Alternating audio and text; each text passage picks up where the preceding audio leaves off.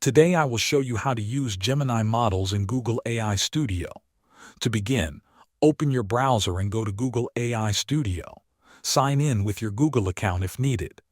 Once you are inside the dashboard, take a moment to look at the menu on the left side of the screen.